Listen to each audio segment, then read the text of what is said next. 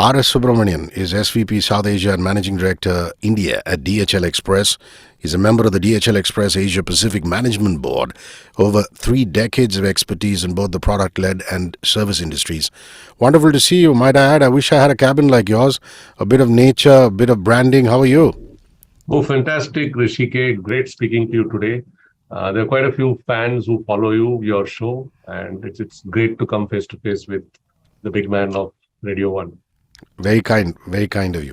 I want to start with the pole to pole campaign. Yeah. It fascinates me that a company like DHL would involve themselves so actively in something which has far-reaching worldwide impact, might I add. So tell us about this. So, see, our pole to pole campaign, if I had to say it in one sentence, the idea is to raise awareness and contribute to climate action. So it started as an interesting proposition from a group of DHL employees, a team who trekked to the North Pole. Yeah. And then a second team proposed to ski to the South Pole and climb the tallest peak in Antarctica. Yeah. So, and DHL is interested in anything which is connecting the world. Yeah. And DHL, as you know, is a global organization. We would like to believe that we are the most international company in the world, present in 220 countries and territories. So it's a fantastic opportunity for us to build a program around it, which will raise, not just give us a PR externally to speak about and build awareness on the need for climate action, but more importantly, energize our organization, which is a significantly large global team of close to 550,000 people, onto this cause of doing something about climate action. So that's the whole pole-to-pole program. So DHL teams are going to visit, but as a part of this program, we will raise about $100,000 or more, which will go to a global NGO for environmental charity, which is called Conservation International. Along with that, based on the volunteering and efforts which our people will do during this period of pole-to-pole campaign, we will also plant 100,000 trees as our contribution to the cause of better climate and green environment. What is the role of individuals? For example, how do we get these 100,000 kilometers? So we'll run a series of programs across DHL countries on one, awareness about the Go Green or the climate action needed from individuals. 2, about their needing to stay fit and healthy. And we'll encourage them to do fitness challenges. And we've committed to our employees that for every kilometer they walk during this period, we will plant a tree. So that's the commitment. And it's a very, very interesting program, a lot of bits and pieces, but it brings the thoughts together. And in a way, as we walk around the office, I can see really energize the team into action. So how does it work? There is a flag which moves from the North Pole to the South Pole team, the North Pole team to the South Pole team. The team which trekked to the North Pole carried a flag, which is a replica of which you see behind me, which is the pole-to-pole flag. That flag is passing through about 100 countries through 2 routes when it reaches the South Pole team in New Zealand sometime in December, from where they will start their South Pole trek. So this week, the flag is in India. We got it from Bangladesh, and we are sending it after our week of activities to Pakistan. And from there on, it goes to different countries before it reaches New Zealand to the team. So in this 1 week, we're having organization-wide activities where people are involved in environment support activities, which is Go Green, and there's whole amount of volunteering for people to go around. And this, we've taken up tree plantation as the big activity. And second set of activities on fitness challenge. And there's quite a number of people who are actually walking nearly 20,000 to 40,000 steps a day. Nice. DHL flag touches the North Pole. It's going to travel through 100 countries. I just wanted to add, it's 5 regions. So it's 100 countries in 5 regions. Am I right? Yeah? You're right. So it's divided into 5 regions, and this really is a connect like never before event, which is what the wonderful flag behind him says. Now, I want to just spend a little more time on the social change. You did briefly mention the social impact, But from a larger perspective, if you could spend a little more time on what you aim to achieve in terms of social change. See, when you say social change, it is coming in many different parts. Yeah. As a company, what are we looking at? About a few years back in 2019, we made a commitment that by 2050, DHL will be a zero carbon company. Yeah. This promise came on the back of a prior commitment we made, which is to say that from 2013 to 2018, we'll reduce the absolute carbon footprint in our global operations by 30%. It's absolute number. It's not relative number, but absolute number. What we were emitting in 2013, by 2018, will go down by 30%. And we hit that target a year ahead of time. So then we thought that we were possibly setting less ambitious targets. And then we said, let's go for a full zero. So it's sort of a mathematical calculation to see how long it will take. And then we said, okay, 2050 seems to be a reasonable milestone. One of the reasons is that we fly, our network really guzzles carbon. Yeah, so therefore there is planes in the air, thousands of vehicles on the road day after day, and we run large facilities. And therefore, how do you ensure that we can do our part for the globe to move towards a carbon-free environment? So we approach our operations in many bits. Yeah. So one is to say that how can I ensure that the fuel we use is sustainable? Yeah, so we moved from fossil fuels into CNG, and now we have a big push to see how we can move into electric vehicles. That's one big push. So that's about vehicles. How about the planes? Yeah, so we partnered with a startup who's building an electric cargo plane. Yeah, so this is expected to be ready by 2024, and we hope to see by 2024 first fleet of 12 planes, which will be flying most likely in and around Europe. So that's one way of building. The second is that it's going to take a long time before you find the carbon offset for your flights. So we are heavily into what is called a sustainable aviation fuels, where you can substitute the fuel which is used for airplanes and other vehicles with sustainable fuel components. And therefore, we hope that about 30% of all the fuel we use over a period of time will get substituted by sustainable. Nice. This is about the vehicles we run. We are having a plan to convert all the facilities we run to have minimal carbon footprint, either because of energy they use, solar or green energy they will use, and the environmental practices will ensure that power consumption is minimal, and by design they'll be set as a low carbon footprint facility. As I speak, about 18%, if my statistic is right, 18% of all energy we use in our operating facilities are from solar. So therefore, the social impact from operation like us, there is no silver bullet. So we need to do 100 small steps, and all of them collectively will make the big impact as we gather steam.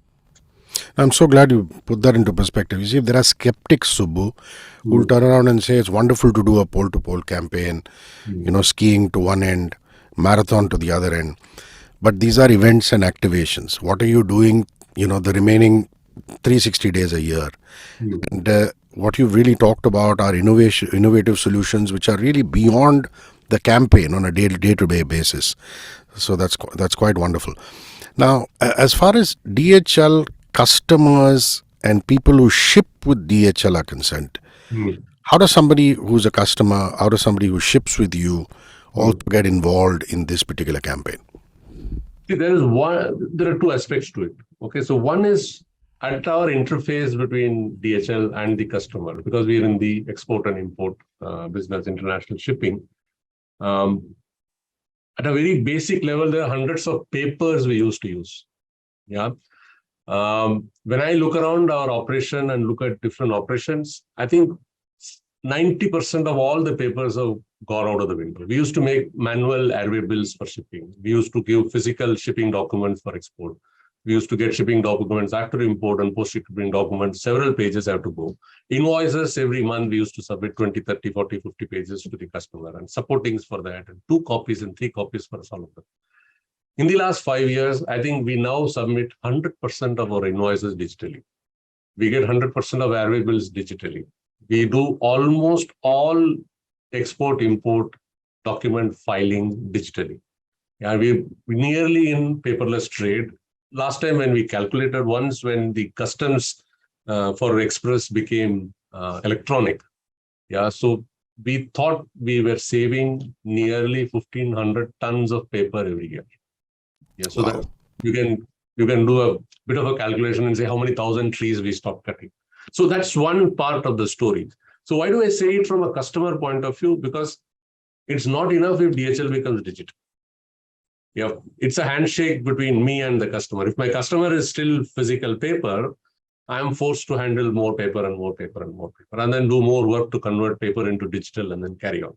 So therefore, we are at one end encouraged all our customers to go digital so that we go paperless. It builds efficiency for them. It builds efficiency for us. On the other side, so for example, all the logistics, the challenge with logistics is that it cannot become digital, right? I have to physically carry the shipment, put it in a truck or a plane and carry it to the other side. So therefore, the carbon or footprint which is emitted is a reality. Yeah, it has to be. There are only two ways of working to offset it, or working to correct the situation. One way we call it as offset. The other way is inset.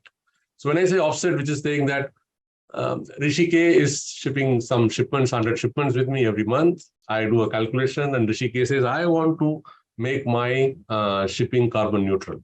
So I tell Hrishi K that possibly at a small premium, I will undertake activities elsewhere, create carbon credits for you and give you carbon credits so that you have neutralized the carbon which you emitted. The second way of doing it is I come and tell Hrishi K that we are both doing business, we're both carrying 100 shipments. Let's both work on a project where I invest and improve my logistics operation so that the carbon emittent itself is removed. So this is insetting operation. So we have full-fledged programs with our customers, which are globally now being developed so that we are able to build partnerships, which will help us significantly reduce the carbon footprint. Because reducing carbon footprint is serious business, it will cost and it will need commitment. And that needs handshake from both ends of the spectrum. So we are now co-opting our customers to work with us. But one most important input which is needed for this is absolute clarity and visibility and granularity of data, which is to say that if am I able to narrow down and then say that 3 shipments which Hrishi K gave me have emitted X kilos of carbon, and therefore what is the action needed on it, so that you are also owning to the challenge, and we are both working on it together. So it's a big program. It's going to be possibly the prime driver for one part of the carbon action which we are doing. That's very well explained, very lucidly explained. What is your larger message to anybody who's listening or watching this? How can an individual contribute to the larger cause of treating the environment better, bringing a positive impact, no matter how small it may be? Because we know that the planet is going through a crisis as we speak.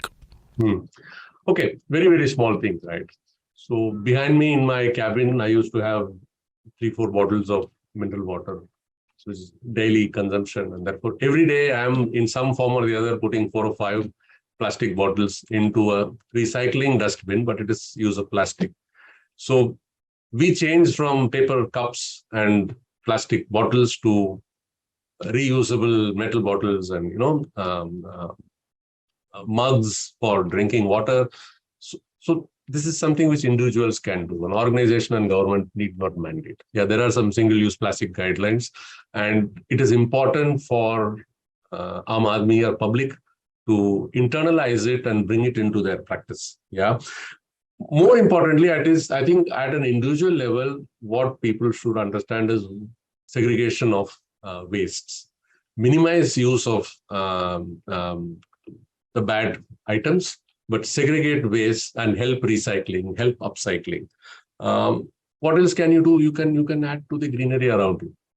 Yeah, you can add to the good practices in terms of usage of electricity, usage of more daylight, optimal temperatures in your room, not at 18 degrees, but work on 23, 24 degrees. If you don't need an air conditioner, don't run an air conditioner. There are several things which you can do, small things every day in your life. And are you walking where you can, and are you cycling where you can, and are you using fuel sensibly? Yeah. So, but these sound small, but this thinking adds to what you do at work and what you do at play. Yeah, what you do in your life. So it's internalizing the thought, if you ask me, is more important. Nice. Also, again, just to add on to this, DHL is actually walking the talk.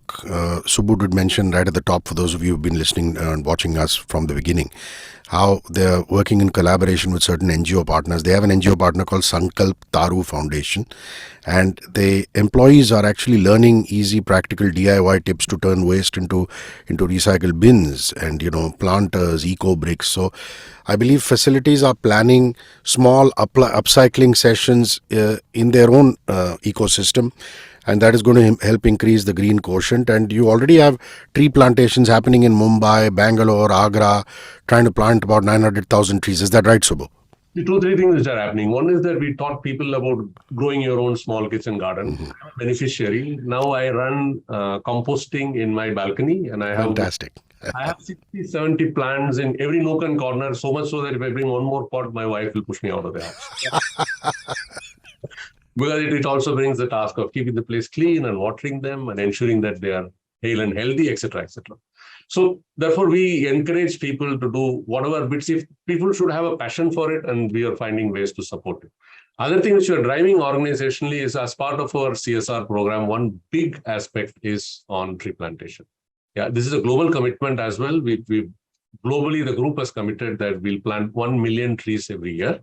And nearly a few 100,000 of it actually happens in India from the DHL group companies. DHL Express, my company, over the last 3 years, we planted about more than 50,000 trees. And this year, possibly, we'll add another 100,000 to it.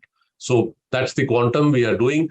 We're trying to demarcate geographies where we are planting them, so that we know after a few years that this forest or this green foliage patch was created by us. But that doesn't carry the employees together. So we want to find out opportunities where employees can engage in urban plantation. So that is more volunteering and, get your hands dirty and get a feel of what is happening. I think because DHL says that there has to be a larger purpose, and you have to do something to align yourself to that purpose. So we are encouraging our people to find a purpose. That's excellent. I really appreciate your time. Thank you very much, and keep inspiring not just your employees, but the rest of us.